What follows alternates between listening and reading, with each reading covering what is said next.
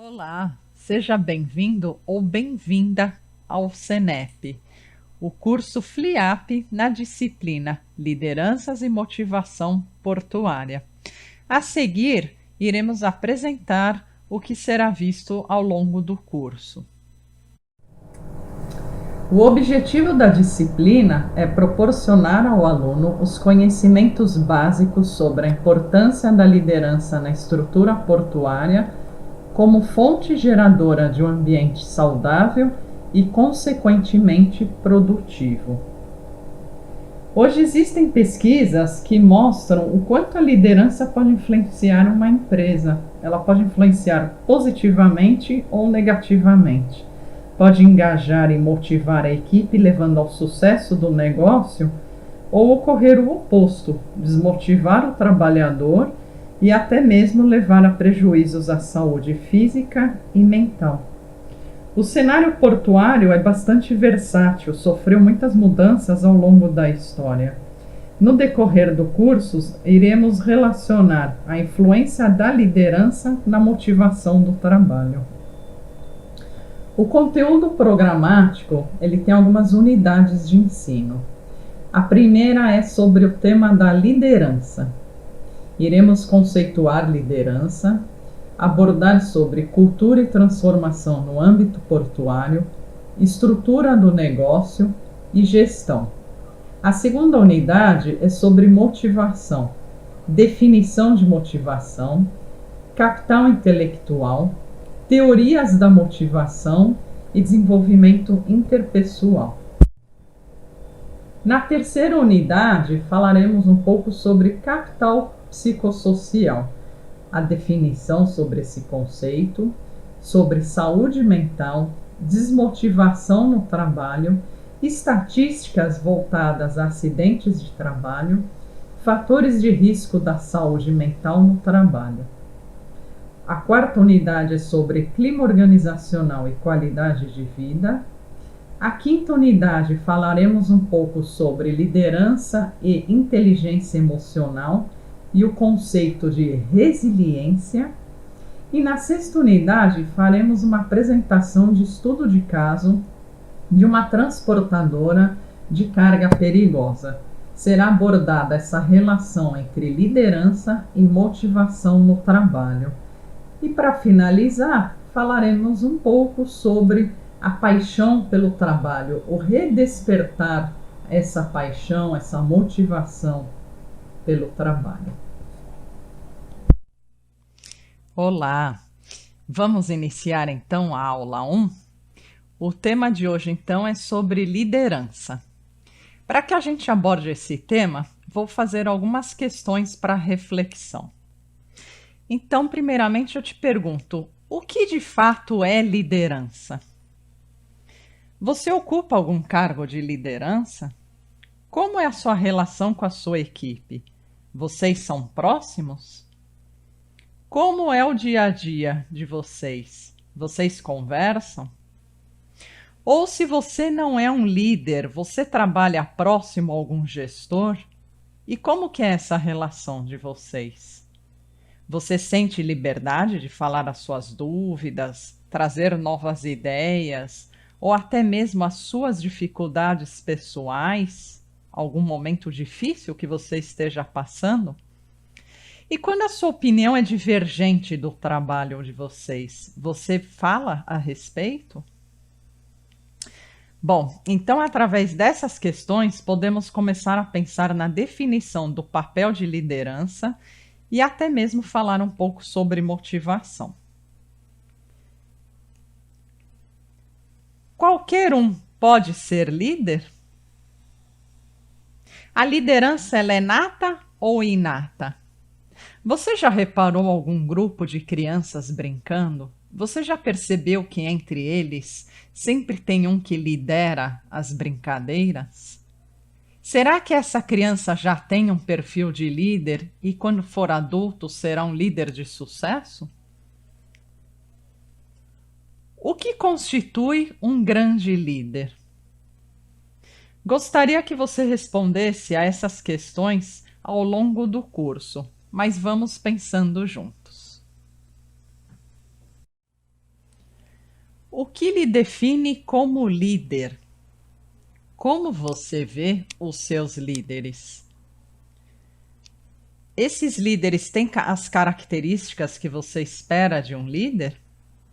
Você tem apoio nas atividades que desempenha ou são cobrados apenas para os resultados? Por que é tão difícil assumir um cargo de líder? O líder, além da relação com a equipe, ele precisa de pensar na organização como um todo, precisa de ter uma visão global, uma visão sistêmica. Vou dar aqui alguns conceitos, apresentar alguns pontos para dar uma ideia para vocês. O líder precisa de pensar no desempenho da equipe. Você já ouviu falar hoje em dia sobre o termo engajamento, engajamento de equipe? O que seria isso? O líder ele precisa abstrair o que cada um tem de melhor, harmonizar a equipe, trazer objetivos em comum para que eles sejam atingidos de acordo com as metas, de acordo com a missão da empresa. Trazer essas perspectivas de crescimento, fazer com que as ideias, os projetos sejam solucionados da melhor forma possível, trazendo qualidade e resultado esperado. Tá? Fazer com que esse engajamento da equipe seja um compromisso formal que as pessoas assumam durante o trabalho. Trazer autonomia do trabalho. Esse é o verdadeiro sentido de trabalho para que as pessoas tenham bom desempenho. O outro tema é a estratégia. A empresa ela tem uma missão, o líder tem um perfil dentro de cada empresa que precisa de ser abordado. O Porto fala muito sobre produtividade, metas, melhoria nos resultados. Você já ouviu falar sobre o tempo que se leva para movimentar uma carga? Que cada segundo é precioso? A forma como opera essas máquinas pode trazer um tempo diferente nesses resultados? Pois é, o líder precisa fazer com que isso aconteça. Mas como traçar tantas metas, tempo de produtividade e não desumanizar o trabalho? Quando a gente engaja uma equipe, não podemos pensar apenas em resultados, e sim também na humanização do trabalho. O outro ponto é a delegação de tarefas. Um bom líder, ele deve saber delegar a tarefa, ele não terá como assumir todo o trabalho sozinho. Ele precisa, por exemplo, de um supervisor lá no pátio, na área operacional. Mas como fazer isso? Para isso, ele precisa de trazer a confiança, né, da sua equipe, a confiança no trabalho das pessoas. E também precisa de desenvolver um bom grau de maturidade, você saber que a pessoa vai assumir aquele papel e desempenhar da melhor forma possível. Mas veja só como é difícil. Às vezes você dá autonomia total para o trabalhador e o trabalhador pode achar que está sendo abandonado. Às vezes você direciona o trabalho e o trabalhador pode se sentir incomodado. Então, o líder ele precisa saber até que ponto ele vai dar total autonomia e até que ponto ele vai poder estar direcionando esse trabalho. É necessário sentir as pessoas da sua equipe. O outro tópico é a inovação. O Porto está o tempo todo se inovando, né? É necessário que a equipe também esteja em harmonia, se torne uma equipe criativa, que vista a camisa da empresa. Isso é um trabalho de confiança. Tá? Essas novas tecnologias que vão chegando no Porto são processos que muitas vezes podem ser simples. Tá? A liderança precisa de trazer essa harmonia, essa comunicação dentro do trabalho. Precisa de trazer, na verdade, uma satisfação ao trabalhador. Mostrar que a tecnologia está ali para ajudá-los e não para prejudicá-los ou tirar do trabalho. Para isso é necessário que o líder esteja próximo, que o líder converse. Você já reparou o quanto o Porto já mudou? O quanto o Porto já se desenvolveu? Essas máquinas operacionais hoje têm computadores bem tecnológicos, atualizados. Muitas vezes o operador nem percebe. A comunicação, ela é feita em rádios. As escalas, antes era numa folha de papel no paredão, não é mesmo? Hoje é feito tudo via WhatsApp. Eu já abordei isso em sala de aula e os operadores não haviam percebido. Por isso que é tão necessário o líder trazer confiança e segurança. O trabalhador, ele precisa sentir segurança até mesmo para tirar esses tipos de dúvidas e não ter vergonha. O trabalhador portuário, muitas vezes, ele cria estigmas, né? Não somente no porto, mas é uma tendência, são crenças que se tornam. Eu tenho que dar conta, eu tenho que ser forte, eu preciso solucionar tudo. E esse é o papel da liderança, desmistificar um pouco essas crenças e trazer, mostrar, fazer com que eles vejam que as tecnologias estão para nos ajudar. Então, o líder é um misto de várias habilidades. Deve fazer uma gestão onde os objetivos da empresa e dos colaboradores devem ser fundidos, formando verdadeiros times. Enfrentarem obstáculos juntos para que a tomada de decisão seja coesa e precisa. Uma tomada de decisão fora da realidade do trabalhador pode gerar verdadeiros conflitos e a desmotivação no trabalho. O líder, ele tem que compreender esse contexto do trabalhador para traçar a estratégia certa, fazer as escolhas necessárias, ter empatia, ter qualidade nos resultados e gerir as pessoas para desenvolver e reter talentos. O líder, ele deve investir no trabalhador, acreditar, confiar, desenvolver o potencial. Eu tive uma experiência no porto de Suape. Ali era um terminal modelo, onde as lideranças o tempo todo trabalhavam com desenvolvimento de carreiras.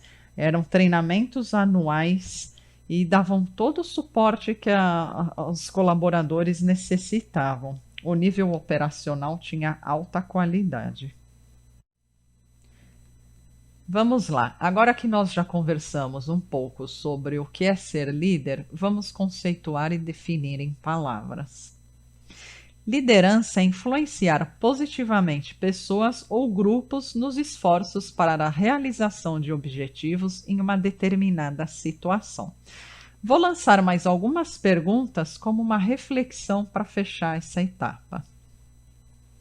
Todo gerente é líder?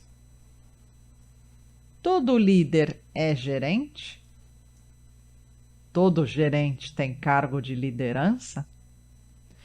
Todo líder tem cargo de gerência? Ter gerente é importante? Todo gerente é importante? Vejamos que influenciar é diferente de manipular. Influenciar é o verdadeiro conceito de liderança. Esse é o verdadeiro papel do líder. A equipe, as pessoas naturalmente são influenciadas pelo verdadeiro líder. As pessoas vestem a camisa, elas acreditam naquela forma de ver o trabalho. E quando há divergências, se sentem à vontade de manifestar as suas opiniões. A manipulação muitas vezes acontece em cargos onde o poder está acima do colaborador.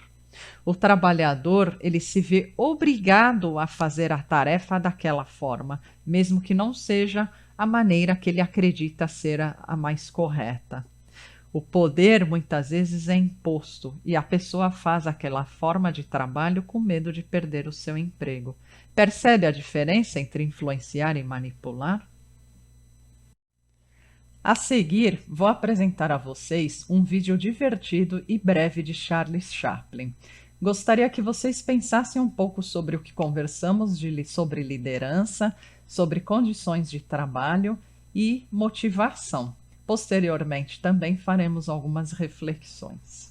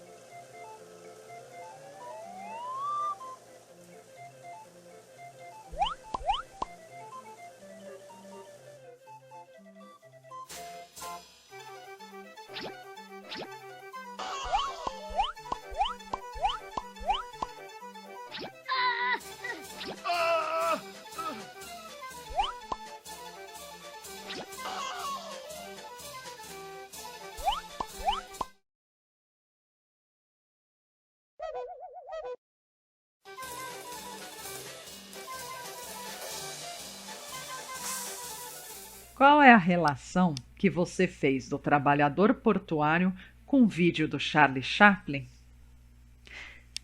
Quando há uma preocupação por parte das gestões apenas em cumprirem tarefas, em baterem metas, em ganhar no sistema competitivo entre as empresas, pensando apenas nas linhas de alta produção, onde o trabalhador não pode opinar, onde as suas diferenças não são respeitadas, quando não há um canal de comunicação onde o trabalhador possa trazer algum elemento novo ou até mesmo as suas dificuldades, esse trabalho fica mecanizado. Os homens se tornam máquinas e esse ambiente com certeza não será saudável. Trazer uma produção mecanizada não trará qualidade nos resultados. Este é apenas um modelo extremista, o vídeo do Charlie Chaplin. Há grandes empresas hoje em dia que investem na qualidade de vida do trabalhador, mas, entretanto, há outras que ainda preocupam-se apenas com o mercado competitivo e não têm um olhar mais humanizado e preventivo. Quando isso ocorre, a produtividade ao longo do tempo tende a cair. E muitas vezes vêm as consequências, pequenos incidentes, acidentes, avarias e problemas até mais sérios com as pessoas, trazendo danos físicos e psicológicos.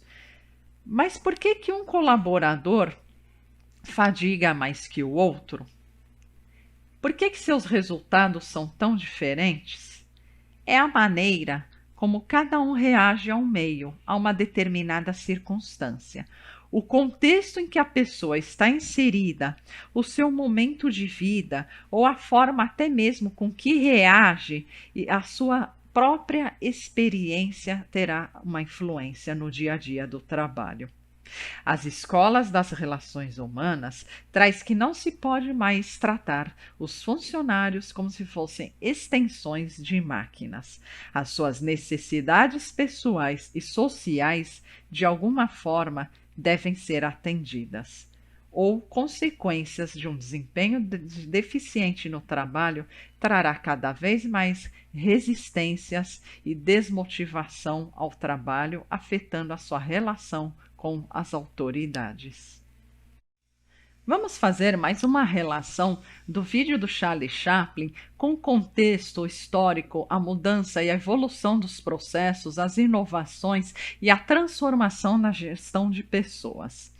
Primeiramente, aqui a gente vê que teve a descoberta da roda, do machado, da lança, aí veio a era da mecanização e do comércio, posteriormente uma outra fase da indústria das máquinas a vapor, depois a eletricidade e o motor a combustão, a eletrônica e a aviação, depois veio a geração dos softwares, dos hardwares, e hoje se fala muito no sistema em rede de sustentabilidade. Mas o que é, então, uma empresa sustentável? A gente sabe que não é apenas uma preocupação em minimizar os impactos ambientais causados. Esse tripé da sustentabilidade também deve considerar a parte social e a qualidade de vida das pessoas. Mas se a gente puxar um pouquinho aqui o contexto histórico, onde no século XIX, onde tinha Taylor, o pai da administração científica, a gente vai ver que era uma era totalmente mecanicista, muito associada a esse vídeo do Chaplin, tá? As organizações, elas operavam como apenas máquinas, as metas eram fixas e o trabalhador, ele era inibido, o autocontrole sobre as suas atividades não existiam. Era apenas uma preocupação de ter o máximo de rendimento e eficiência a nível operacional, com o mínimo de tempo de atividade. Depois Taylor começou a perceber sobre a fadiga humana e a sua relação com a diminuição da produtividade e o aumento da rotatividade de pessoas. E foi então assim que ele trouxe alguns benefícios ao trabalhador que até hoje também temos, né?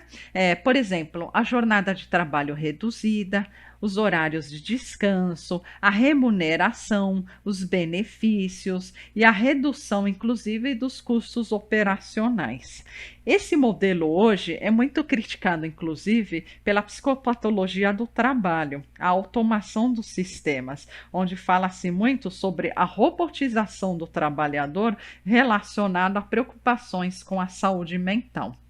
Mas na época após Taylor veio o Fordismo na evolução dos processos, onde também se falava na especialização do trabalhador, a parcelarização e a individualização das tarefas. Então, veja bem, ao longo do tempo começou a perceber-se na fadiga do trabalhador e uma preocupação com a sua qualidade de vida e, consequentemente, a motivação, a produção e a sua saúde mental, que falaremos mais adiante. Agora vamos falar um pouco sobre cultura e transformação no âmbito portuário. Vejamos que ao longo da história, todas essas transformações também refletiu no cenário portuário, não apenas na mão de obra do trabalhador, mas também na área da gestão de pessoas. Vejamos como exemplo, assim, a primeira metade do século XX, em torno de 1900, quando as cargas eram embaladas por sacarias, hoje pouco utilizada. Um trabalhador chegava a carregar de uma só vez até mesmo 3 sacos de 60 quilos, antes da modernização dos portos e da utilização de novos equipamentos e esteiras que facilitam a movimentação dessas cargas. Isso antigamente era visto como símbolo da virilidade, da força de trabalho, da capacidade ou até mesmo uma forma de reconhecimento pelo seu trabalho. Hoje, isso para ergonomia, por exemplo, é totalmente reprovável.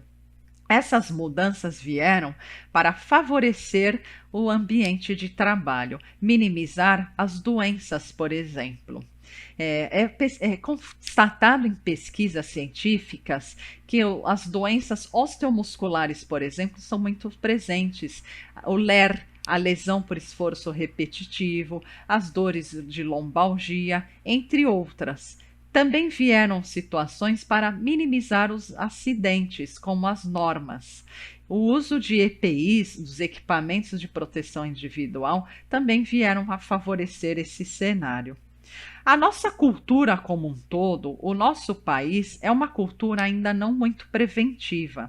A nossa cultura ainda resiste muito ao novo e se prende a velhos paradigmas. Muitas vezes negamos a realidade, as necessidades de transformação, mas ainda sabemos que todo esse cenário, todo esse contexto é necessário para melhorar a qualidade de vida do trabalhador portuário. Vamos falar um pouco sobre a cultura portuária.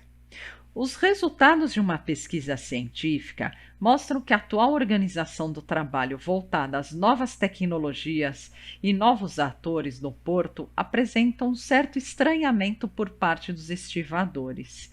Isso devido à forte cultura passada ser tão presente nos dias de hoje. O reconhecimento social pelo trabalhador portuário sempre foi tão forte que antes eles podiam apresentar a carteira de trabalho no comércio para adquirirem descontos. Sempre foi um trabalho de muita tradição. Tanto que anteriormente os processos de trabalho eram passados de geração a geração, de pais para filhos, mas aos poucos isso tudo vem se modificando.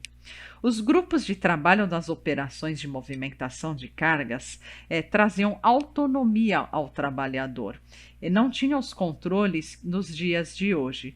Os trabalhadores mesmo se organizavam entre si. Não é à toa que eram chamados de empregados sem patrões, não é mesmo? Com a implementação do tão necessária Lei 8.630, conhecida como a Lei da Modernização dos Portos, o sistema de trabalho foi se modificando. Políticas internas mudaram e ocorreram as privatizações dos portos. O sistema e a gestão de pessoas e a estrutura tecnológica abrangeu de vez esse mercado. Esses novos sistemas que eu me referi trouxe aos trabalhadores sensações de modificação do trabalho, alterando a sua autonomia e a sensação de pertencimento, de qualificação do seu trabalho. Novas adaptações começaram a ser exigidas e novas habilidades requeridas, então tiveram a que se atualizar para atender às novas exigências do mercado de trabalho. É onde ressalto mais uma vez a importância da figura desses gestores, de quebrar, de facilitar, de estar próximo a eles para quebrar falsas crenças e velhos paradigmas de que as tecnologias irão tirar a mão de obra.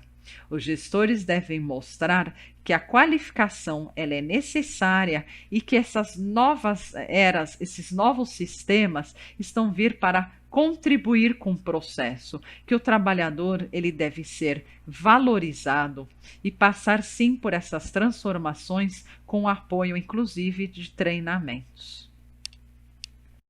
Para entender um pouco melhor esse contexto e essas mudanças na vida do trabalhador portuário, vamos falar um pouquinho sobre a importância do trabalho na vida das pessoas. Mas antes eu te pergunto, quantas horas por dia você trabalha? Bom, vamos conceituar então um pouquinho.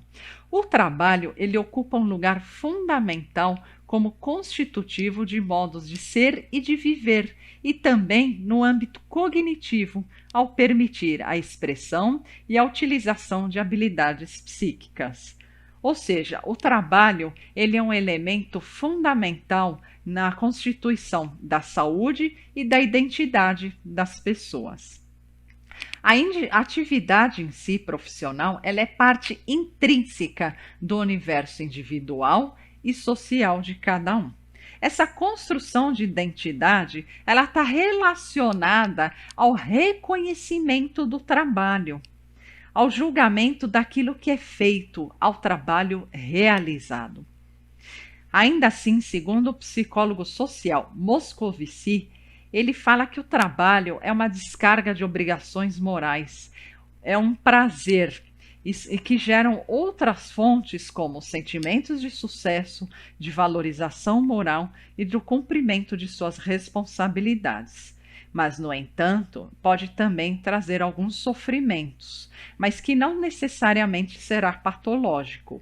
O trabalhador ele pode ter condições de superar esse sofrimento e crescer e desenvolver a sua parte psíquica e assim trazer a maturidade na sua atividade do dia a dia. Do ponto de vista social e psicológico, o trabalho é a atividade mais importante na vida e nas relações humanas. Então, fortalecer a motivação do trabalhador e possibilitar a sua realização profissional e pessoal é trazer uma motivação e um reconhecimento do seu trabalho e a sua importância na organização. Falamos aqui então um pouco sobre o significado do trabalho para o portuário, sobre as suas transformações na história, sobre as crenças e a cultura das instituições no modo geral. Se a gente inserir então dentro desse cenário as transformações que foram ocorrendo, a gente vê aqui que a instituição ela está inserida dentro de um contexto externo, tá? Esse conjunto de transformações foram aos poucos trazendo novos comportamentos e novas formas de enfrentar os problemas que se encontravam. Aos poucos, as percepções, o modo de pensar e sentir em relação a esses problemas foram se transformando, construindo o modelo de ambiente interno dentro das instituições portuárias.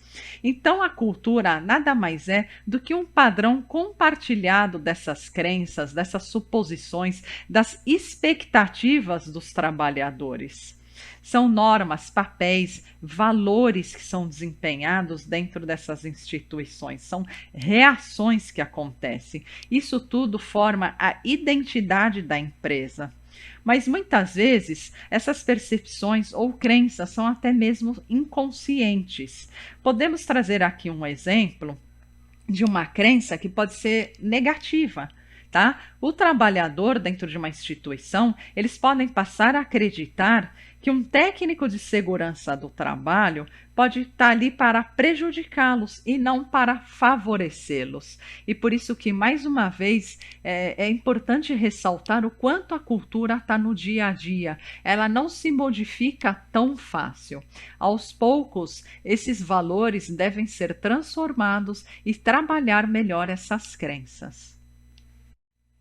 Aqui um exemplo sobre a cultura organizacional. A gente tem aqui a figura de um iceberg. Então a gente vê que na parte mais externa estão os vestuários, que são os uniformes, os EPIs, né? As políticas da empresa. A gente sabe que o porto tem relações sindicais, tem os objetivos, as novas tecnologias chegando, mas também na parte mais latente, vamos dizer assim, estão os valores, as expectativas, essas crenças verdadeiras ou ruins, como eu mencionei anteriormente, algumas normas que são criadas a partir desses comportamentos, de acontecimentos dentro do porto.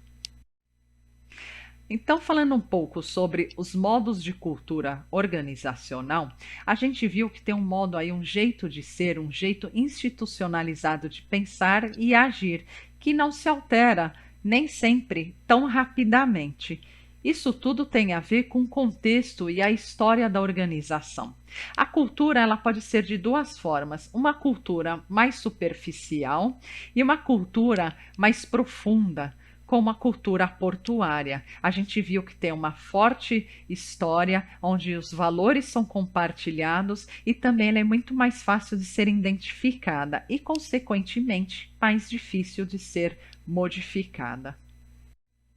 A cultura, ela também tem algumas dimensões. Na área material, por exemplo, no sistema produtivo, onde a gente vê que isso é muito forte no sistema portuário, com as linhas de produções, as metas e os resultados.